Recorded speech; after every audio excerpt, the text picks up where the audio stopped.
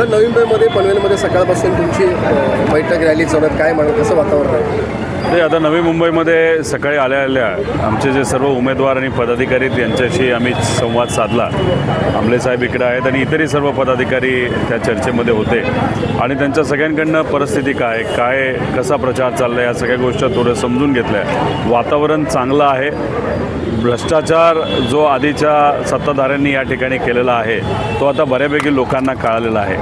ज्या FD महानगरपालिकेच्या होत्या नवी मुंबईच्या त्या आता बऱ्यापैकी संपलेल्या आहेत.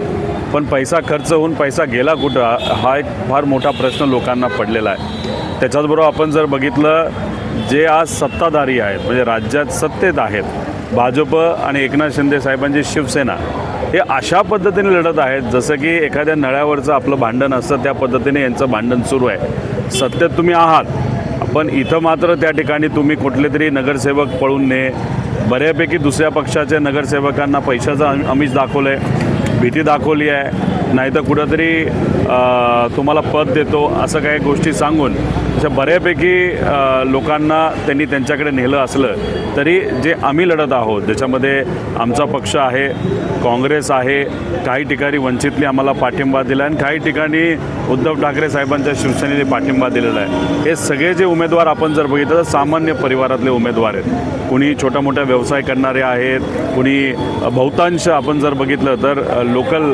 म्हणजे आपण त्याला भूमिपुत्र म्हणतो असे लोक आहेत. अशा पद्धतीने आम्ही ही निवडणूक लढत आहोत.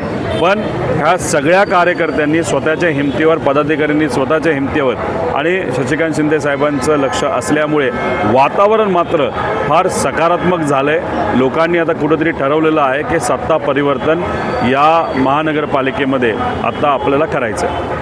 अतुल सावे